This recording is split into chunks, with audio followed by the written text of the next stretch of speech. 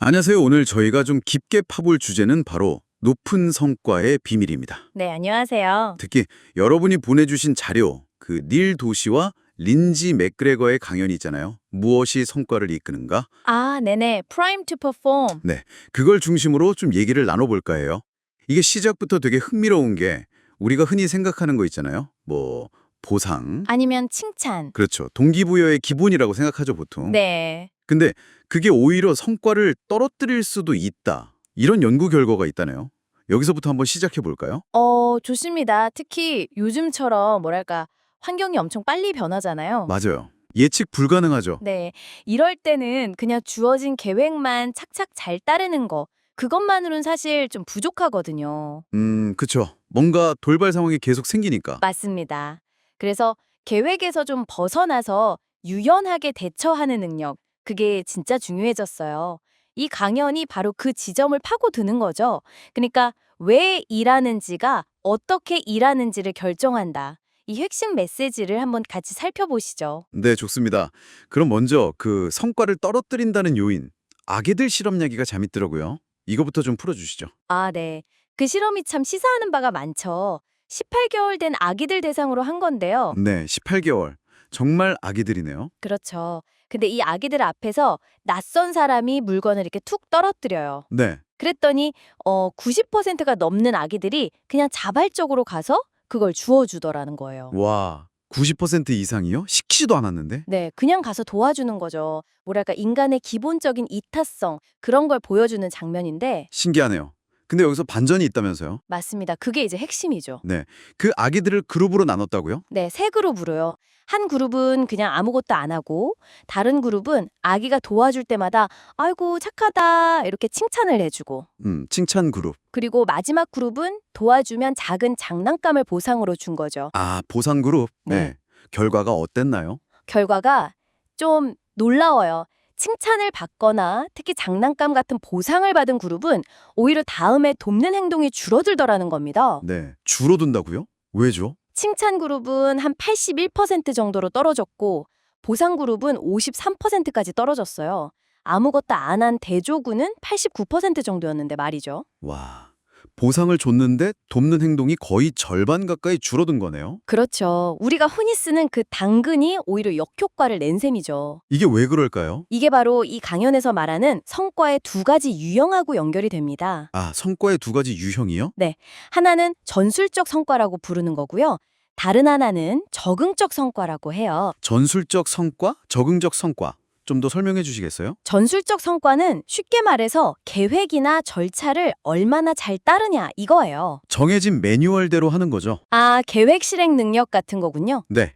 반면에 적응적 성과는 그 계획에서 벗어나는 상황에 얼마나 잘 대처하냐 이겁니다. 예상치 못한 문제가 터졌을 때 해결한다거나, 뭐 새로운 아이디어를 낸다거나, 창의성 같은 것들이죠. 아, 그럼 아까 아기들 실험에서 보상은 내가 이걸 도우면 장난감을 얻는다는 뭐랄까 전술적인 목표에 집중하게 만든 건가요? 정확합니다. 보상을 받으면서 돕는 행위 자체가 아니라 보상을 얻기 위한 수단으로 인식이 바뀐 거죠. 그러니까 자발적으로 상황에 맞춰 돕던 그 적응적 행동은 약해진 거예요. 그렇군요. 보상이 내재적인 동기를 약화시킨 거네요. 네. 그래서 때로는 이 두 가지 성과가 서로 충돌하기도 해요. 전술적 성과를 너무 강조하다 보면 적응적 성과가 떨어지는 거죠. 아, 그런 사례가 있을까요?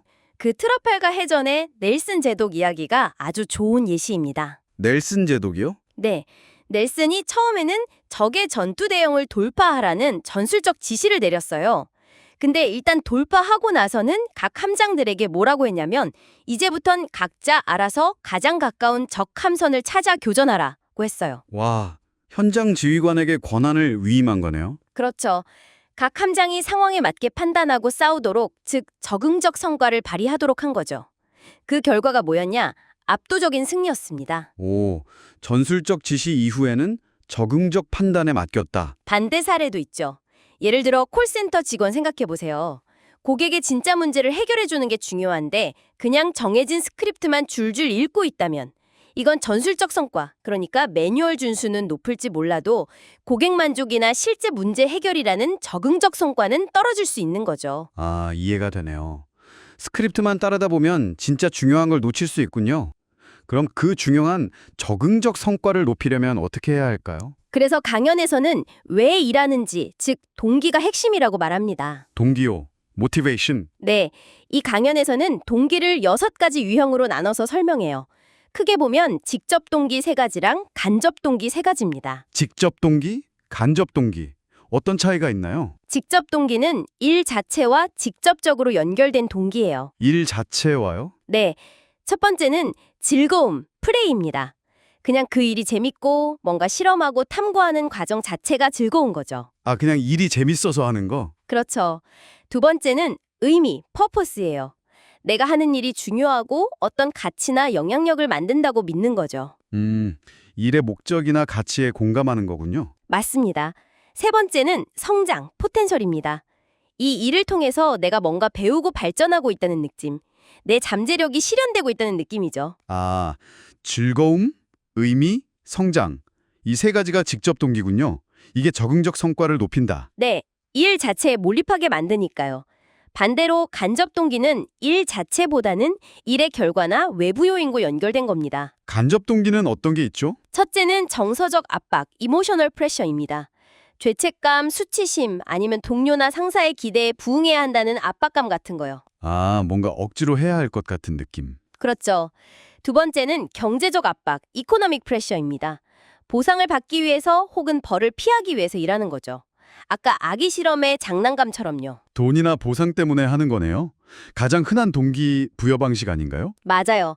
근데 이게 적응적 성과에는 부정적일 수 있다는 거죠. 마지막 세 번째는 관성, 이너시아입니다. 그냥 어제도 했으니까 오늘도 하는 거. 왜 하는지 이유도 잘 모르고 그냥 습관적으로 하는 거죠. 아, 관성. 그냥 하던 대로 하는 거. 이것도 동기군요. 정서적 압박, 경제적 압박, 관성. 이 3가지가 간접 동기. 네. 그리고 이 간접 동기들은 적응적 성과를 떨어뜨리는 경향이 있습니다. 그럼 이 6가지 동기를 종합해서 보는 지표가 있다고요? 네. 그걸 토모, 즉 총동기라고 부릅니다. 계산은 간단해요. 직접 동기 3가지, 즐거움, 의미, 성장, 점수를 합하고 거기서 간접 동기 3가지, 정서적 압박, 경제적 압박, 관성, 점수를 합한 걸 빼는 겁니다. 아, 직접 동기 합 빼기 간접 동기 합는 토모. 그렇죠. 이 토모 점수가 높을수록 그 사람이나 조직의 적응적 성과가 높다는 게 이 강연의 핵심 주장 중 하나입니다. 토모가 높아야 한다. 그럼 토모가 낮은 환경은 어떤 문제를 일으킬 수 있을까요? 아주 유명한 사례가 있죠. 바로 코브라 효과입니다. 코브라 효과요? 이름이 좀 무서운데요? 네, 이게 영국이 인도를 식민 지배하던 시절 델리에서 있었던 일인데요. 당시에 델리에 코브라가 너무 많아서 골치였어요. 그래서 영국 정부가 정책을 내놓습니다. 코브라를 잡아서 가져오면 보상금을 주겠다. 그럼 사람들이 열심히 코브라를 잡았겠네요. 문제 해결. 처음엔 그랬겠죠. 그런데 사람들이 머리를 쓰기 시작합니다. 네, 어떤 몰이요? 보상금을 더 많이 타려고 아예 집에서 코브라를 키우기 시작한 거예요. 네, 코브라 농장을 만들었다고요? 그렇죠. 잡는 것보다 키워서 가져가는 게 더 쉬우니까요. 이걸 뒤늦게 알아챈 정부가 보상금 정책을 폐지해버렸어요. 아, 그럼 이제 코브라를 키울 이유가 없어졌네요? 네, 그러자 코브라 농장 주인들이 어떻게 했을까요? 설마? 키우던 코브라들을 그냥 다 풀어져 버린 겁니다. 쓸모가 없어졌으니까요. 헐. 결과적으로 델리의 코브라 개체 수는 정책 시행 전보다 훨씬 더 늘어나 버렸죠. 와, 이건 뭐 최악의 결과네요. 이게 바로 낮은 토모 환경의 위험성을 보여주는 극단적인 예시입니다.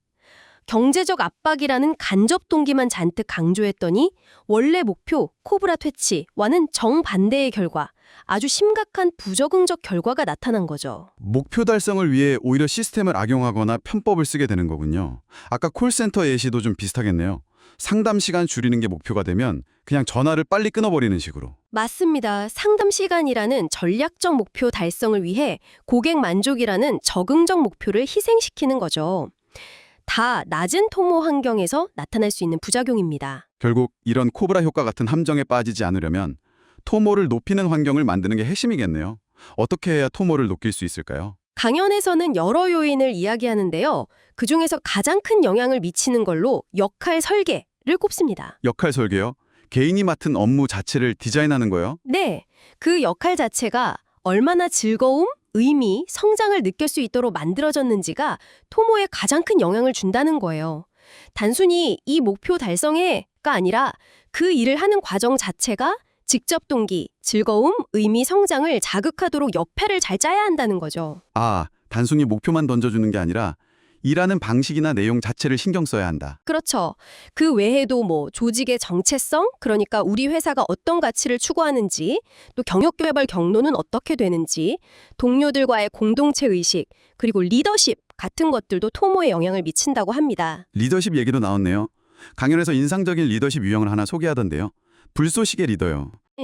팀원 개개인이 자기 일에서 즐거움을 찾도록 돕고 또 자기가 하는 일이 왜 중요한지, 즉 의미를 이해하도록 돕는 데 집중해요.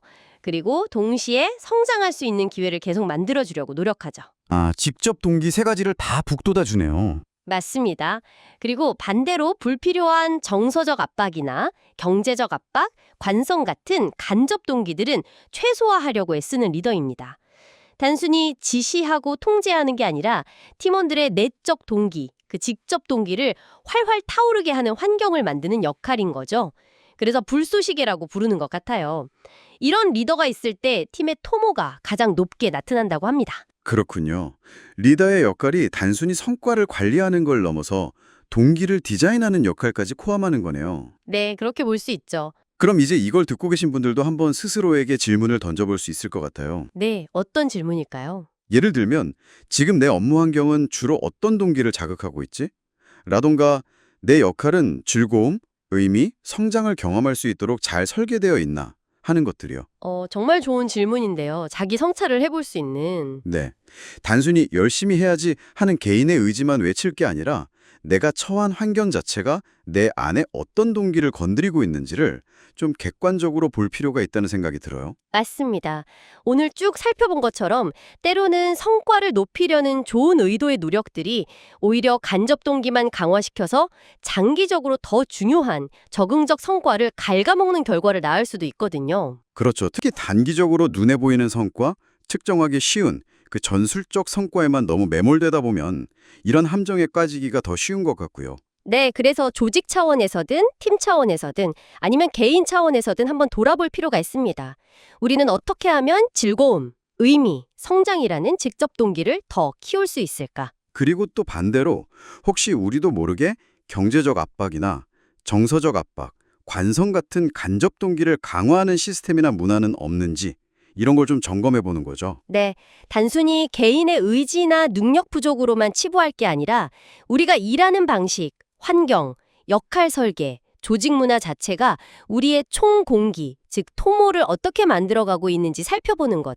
그게 어쩌면 지속 가능한 성장을 위한 진짜 첫걸음이 아닐까 싶습니다. 네, 오늘 정말 흥미로운 이야기 잘 들었습니다. 성과와 동기에 대해 다시 한번 깊게 생각해 보는 계기가 된 것 같습니다.